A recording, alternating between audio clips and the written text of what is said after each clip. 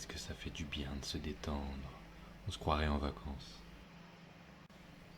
Monsieur Ponce, Monsieur Ponce, réveillez-vous, c'est moi.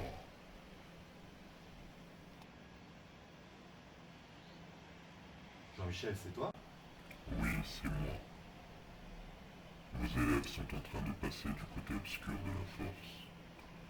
Vous devez assurer la continuité pédagogique. Les secondes ont besoin de vous. Je vais quand même me faire une petite sieste avant de commencer. Bonjour les deux MV2, alors j'espère que vous allez bien et que vous vous ennuyez pas trop pendant ce confinement. Alors, je vous ai préparé un cours sur un nouveau chapitre consacré au tourisme, hein. Donc, on travaille toujours sur les mobilités humaines, hein. Vous vous souvenez, on avait travaillé en début d'année sur les migrations internationales et le problème des réfugiés. Donc maintenant, on va s'intéresser à un sujet un peu plus léger, hein, donc le tourisme.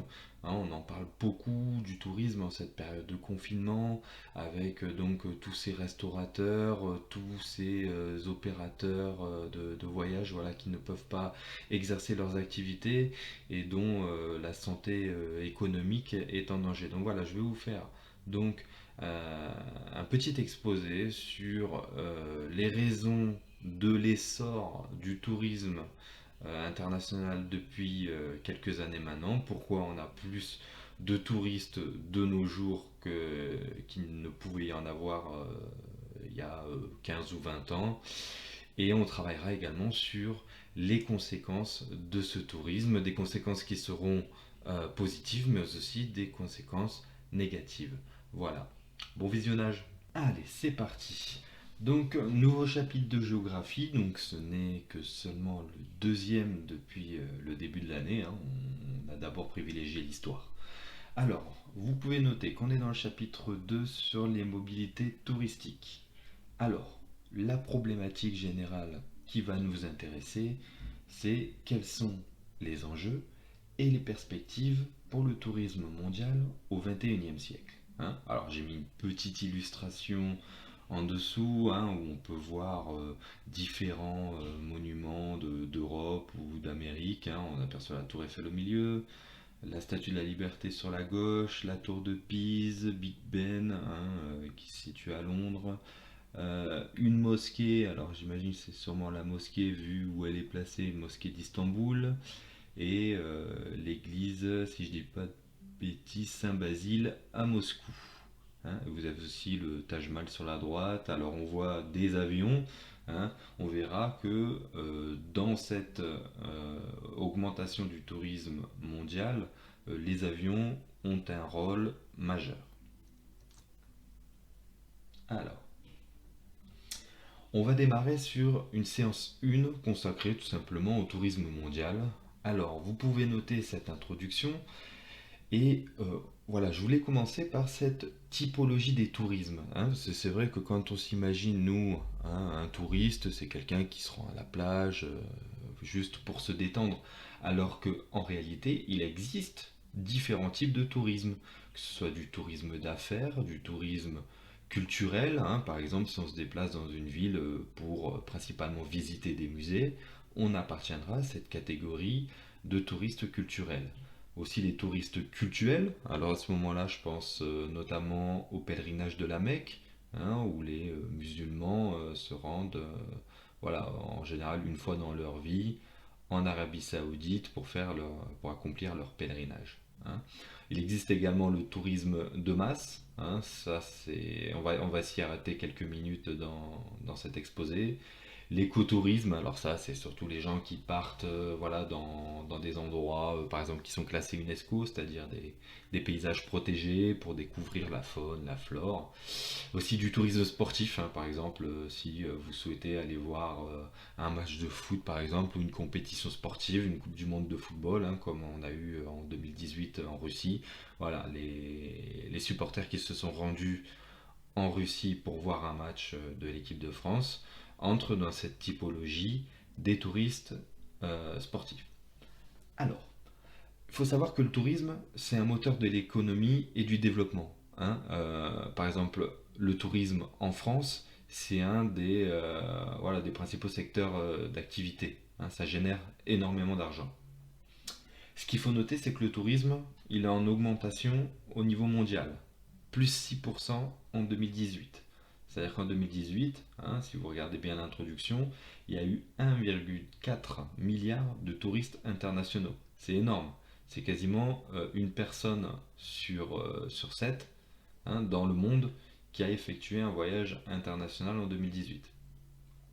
Alors tout ça, ça nous amène à notre problématique, à savoir quels sont les facteurs explicatifs de cet essor du tourisme, bien sûr, l'essor du tourisme, et ses conséquences. Donc tout ça, vous pouvez le noter dans votre cahier. Si je passe trop rapidement d'une diapositive à l'autre, vous mettez sur pause, vous vous calez bien avec votre cahier, vous respectez, puisque moi je l'ai fait aussi, me semble-t-il, le code couleur. Alors, grand 1, la croissance du trafic aérien.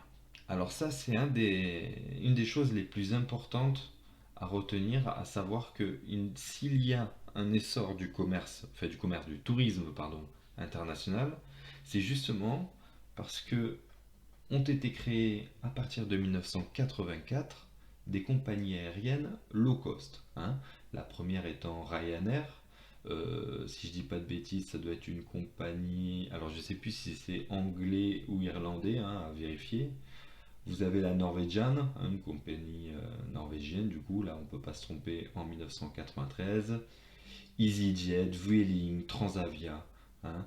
Euh, et vous remarquez que donc que plus les compagnies low cost se développent, plus le trafic aérien augmente, plus le nombre de passagers augmente.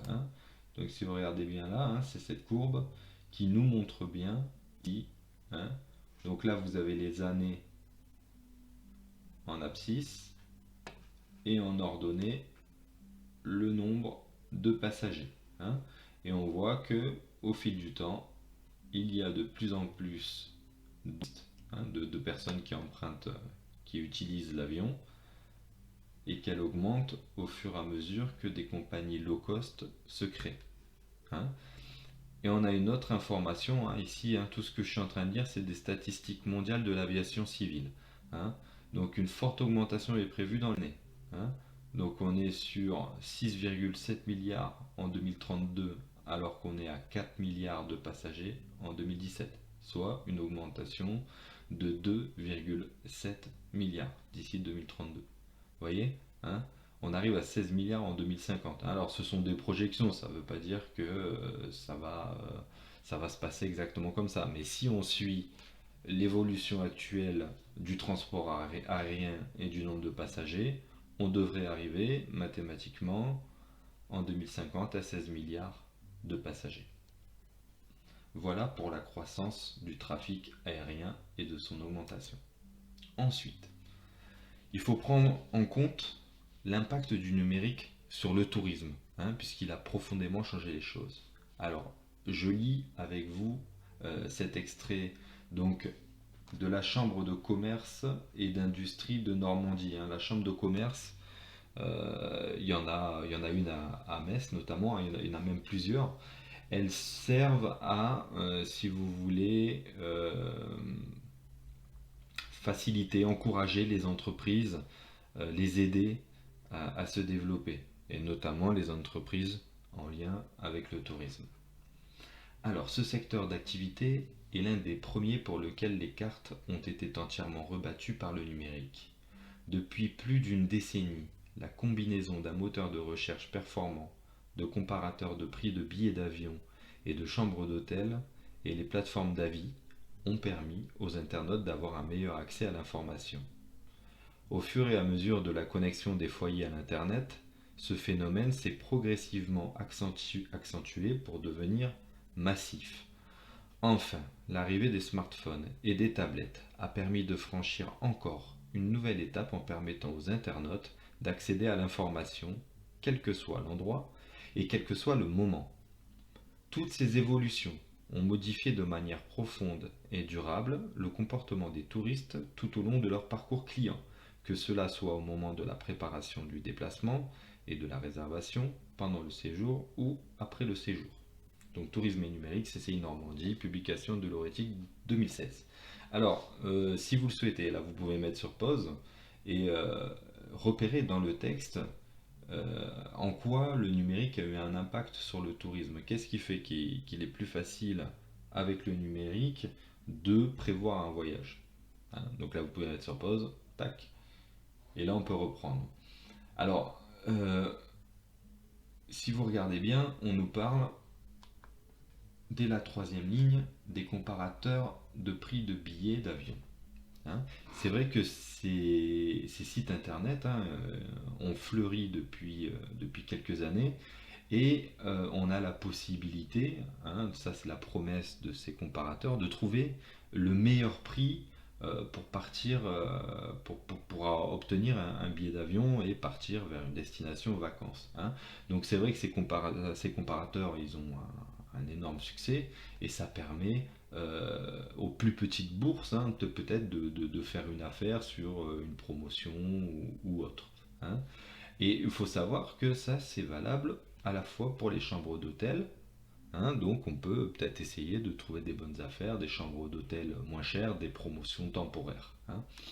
Les plateformes d'avis, par exemple, quelqu'un qui a qui a déjà utilisé la compagnie aérienne ou qui a passé un séjour dans un hôtel va donner un avis.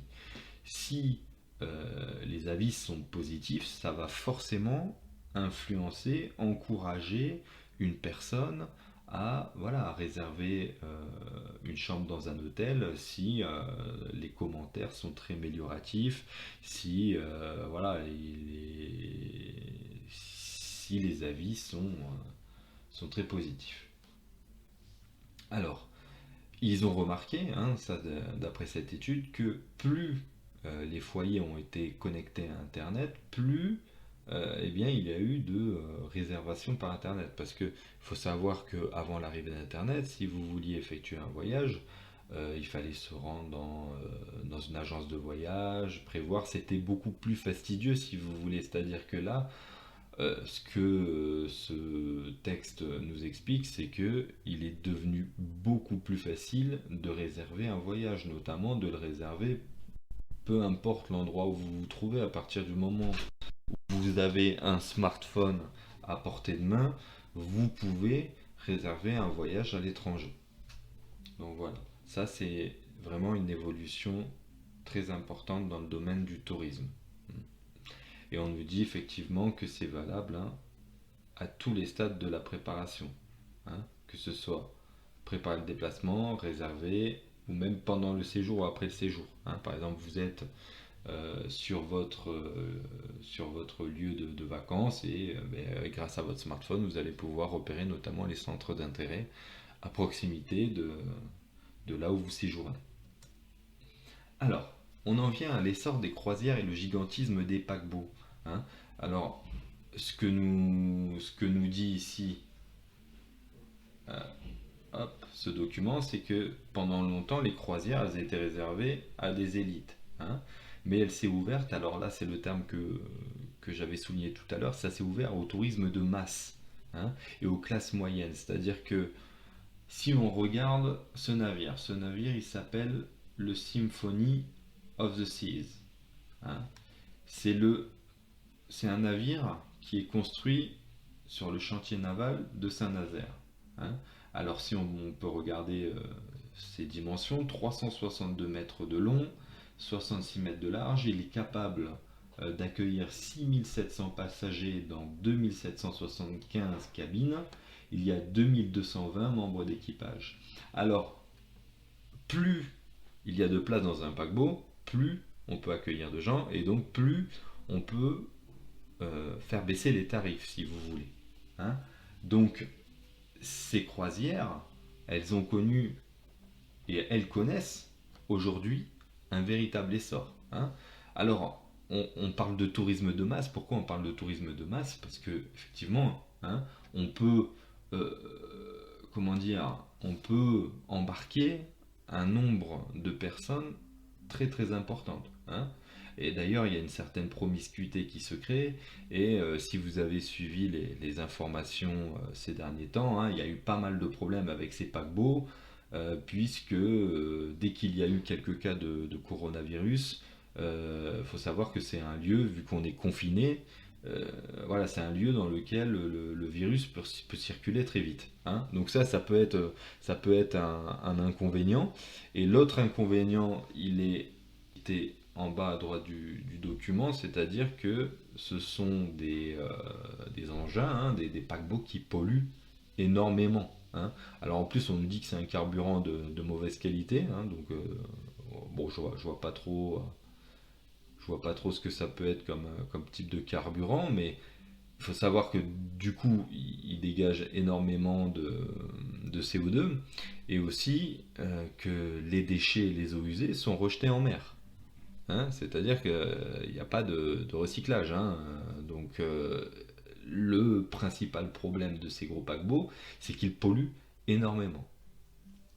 Donc, ça, il faut le retenir. Enfin, il ne pourrait pas y avoir de tourisme sans hôtel. Il faut bien loger quelque part, hein. Alors, là, je ne le signale pas dans le document, mais il faudrait aussi signaler l'essor de la plateforme Airbnb, hein, qui, je pense, capte aujourd'hui une clientèle très très importante. Mais ici, on a les principaux grands groupes hôteliers, hein. Donc on voit que les deux premiers sont américains, on a un britannique sur le podium à la troisième place, un autre américain à la quatrième place, un chinois à la cinquième place et Cocorico à la sixième place, le groupe Accor Hotel. Alors, ce qui est intéressant avec ces groupes hôteliers, déjà, c'est de regarder le nombre d'établissements, hein. Alors, on peut peut-être se concentrer sur le groupe Accor, parce que bon, c'est pas le plus important, mais c'est un. Et comme c'est un groupe français, ça vous parlera peut-être un peu plus. Donc, le groupe Accor Hotel, il possède 4531 établissements, hein, ce qui est quand même beaucoup. Mais ce qui est intéressant, en fait, c'est que je vous ai mis plusieurs logos de différentes chaînes d'hôtels, à savoir Ibis, Hôtel F1, Mercure et Adagio.